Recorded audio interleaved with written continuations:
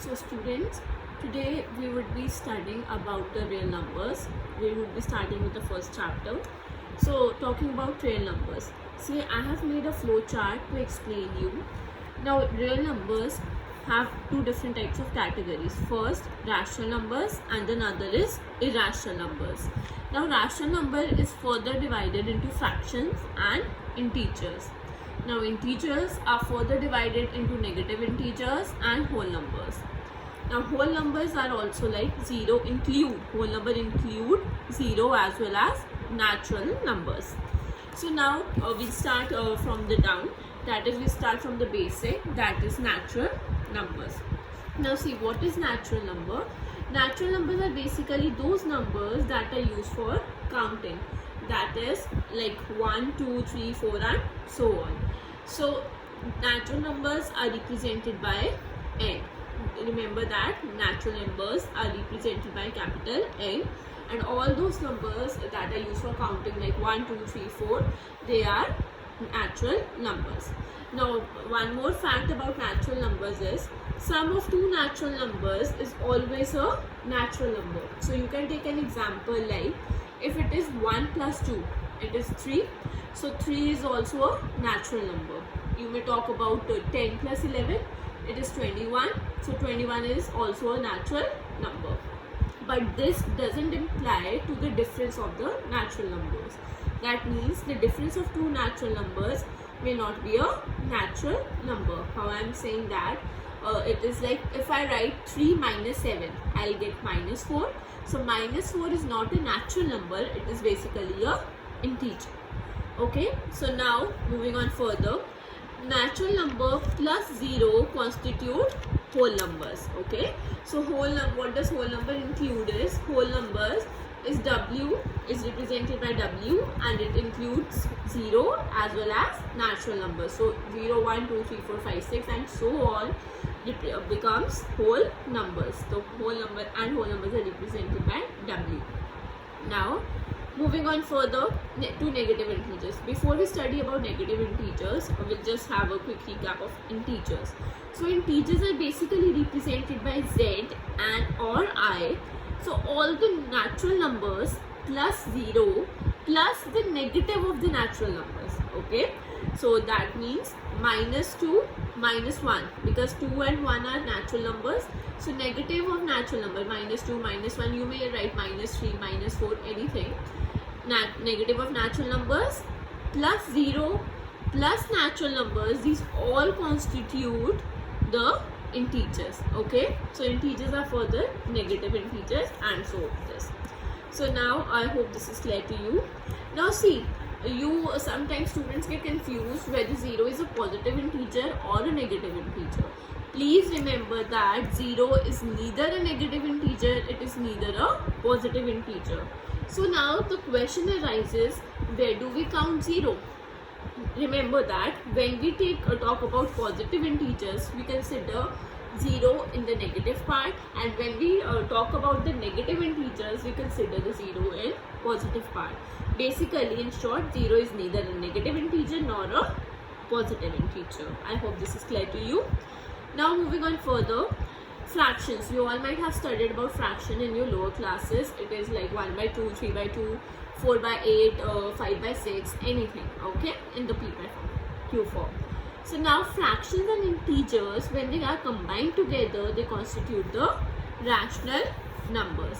So rational numbers are those numbers which can be written in the form of P by Q and where Q is not equal to 0.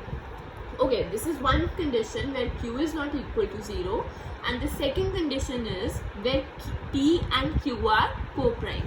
So what you mean by co-prime is, co-prime are those numbers which have no factor common other than 1. Like I take 3 by 5. Okay, so now see, 3 is P and Q is 5. They have no other common factor other than 1, so they are co-prime, and so here Q is also not 0, so 3 by 5 is a rational number. So rational numbers are represented by Q. Okay, so now moving on to irrational numbers. Irrational numbers are basically all those numbers that are not included in the rational number or that cannot be represented in P by Q form. Suppose we talk about root 2, root 3, root 5, all these numbers. Okay. So now moving on further, we'll talk about real numbers. The real numbers, all these numbers then combined together, these include real numbers. So real numbers are represented by R. Okay. So here you can just have a glimpse like irrational numbers are those numbers which cannot be written in P by Q form. Okay. So now moving on further, I have one question for you. It is like, prove that root 3 is an irrational number. Okay. For these questions, what we do is we use the contradiction method. What does contradiction method imply? The contradiction method says that it is like where we are what do you mean by contradict? Contradict ho gaya ki this is against this. If I am saying yes, you would say no. That is contradiction, na?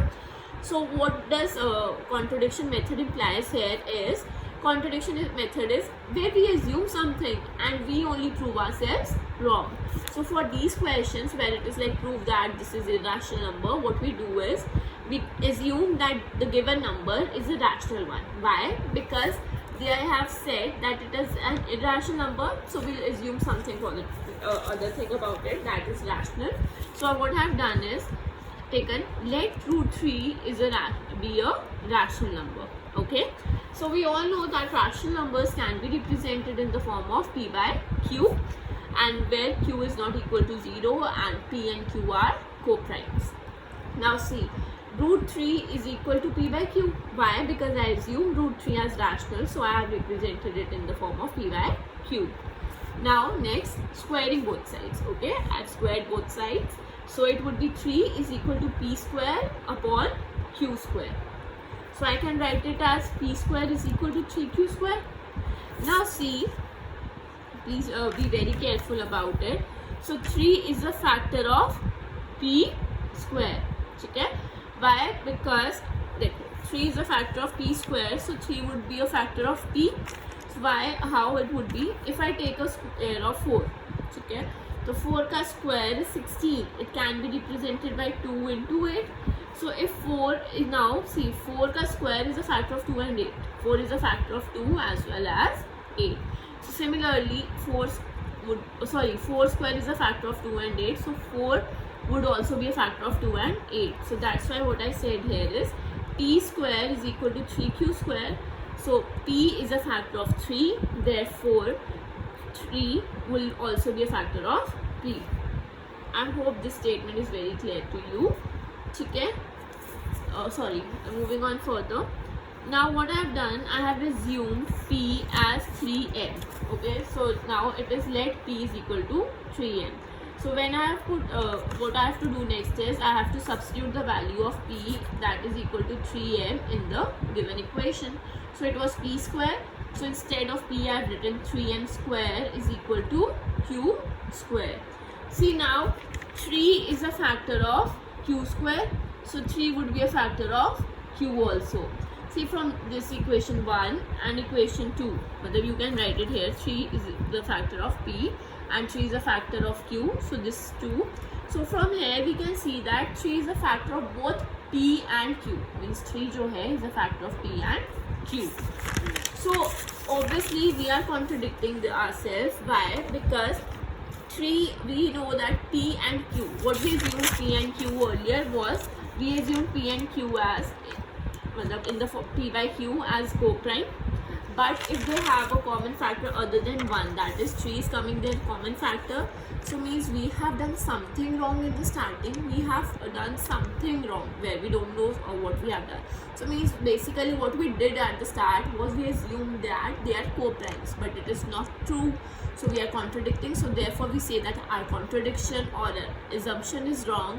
So and what was our assumption? That root 3 is rational. So our assumption is wrong. So rational opposite is irrational. So therefore we write root 3 is irrational number. I hope this is very much clear to you. Now moving on further. Okay. So this is some. Please remember this thing. sum or difference of rational and irrational number. Means if one number is rational and the other one is irrational, their sum or their difference would always be irrational. I hope this is clear to you. So I am taking an example to explain you where. So 2 plus root 3. Here 2 is a rational number because we just saw that integers are also rational. So now here root 3 is an irrational number. So sum of a rational and an irrational number would be irrational. So if it comes like prove that 2 plus root 3 is irrational, so how you can do is, you can prove that root 3 is irrational the way we did. So at the end you'll write this statement that sum of one rational and irrational number is always irrational. So therefore 2 plus root 3 would be irrational. For difference you'll write difference of rational and irrational number is always irrational. Therefore 2 minus root 3 is irrational. Now one more thing you might have studied in your class 9. There are another type of irrational numbers, like there were numbers which were non-terminating. In that also there was category like repeating and non-repeating. Please remember that just for your recapitulation. Those numbers that are non-repeating and are non-terminating are irrational numbers. And those numbers which are non-terminating and repeating, they are irrational number. Why I'm saying that non-terminating and repeating is like you might have seen 0.47 bar. You used to represent it in the P by Q form. So here it is repeating itself again and again, but you would be able to represent it in the P by Q form. So therefore they are rational, and the numbers that are non-terminating and non-repeating, they are irrational. So now moving on further, I would be discussing some facts about HCF and LCM. So now please have a look.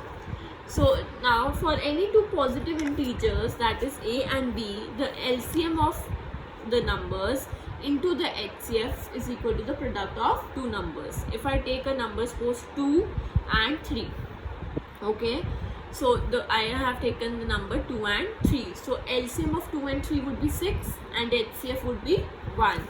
I'm writing it down here. So it would be LCM of 2. I have taken the numbers 2 and 3. So the LCM would be 6 and HCF would be 1. The product of 2 and 3 is 6. So please remember that LCM into HCF is always equal to the product of two numbers. Now moving on to the for 3 positive integers, you can basically do it the way you do, or you can just apply the formula if you remember this. So for LCM of any three numbers p, q, r, the formula is p into q into r into HCF of p into q, HCF of p, q, r upon HCF of p, q into HCF of q, r into HCF of p, r. And similarly is the formula for HCF. I have just taken one example to prove the LCM one. You can do it for the HCF. Suppose I have taken three numbers, that is 2, 3 and 4. So LCM of 2, 3 and 4 would be 12 and HCF of 2, 3 and 4 would be 1. So implementing it here in the formula LCM. We know LCM of 2, 3, 4 would be 12. So I am proving it using the RHS. So see, P into Q into R means 2 into 3 into 4 into HCF of 2, 3, 4. 2, 3, 4 HCF would be 1. So आ गया 1 upon HCF of P and Q means HCF of 2 or 3, that would be 1. HCF of Q and R, that is 3 or 4 HCF, that is again 1. Now HCF of P and R, that is 4 and 2. Sorry, HCF of P and R. So it would be again 1. So then when you multiply this, when you solve this, it would come out to be 12. I hope this is clear to you. You can do the way you are doing, or you can remember the formula. There are n number of methods to do the question. So whichever way suits you. So now moving on further. Now what happened when come the fraction numbers? Okay, when comes the fractions. So like when you have to take LCM of two fractions, it is in the form of P by Q, comma R by S. So this you can write it down. For LCM, please note down the formula. It's very easy. In case you remember, or in case you have get a hands on this, it would be very easy for you. Okay. So now it is equal to LCM of P and R upon HCF of QS. Now similarly for HCF, it would be HCF of P or R upon LCM of Q and S.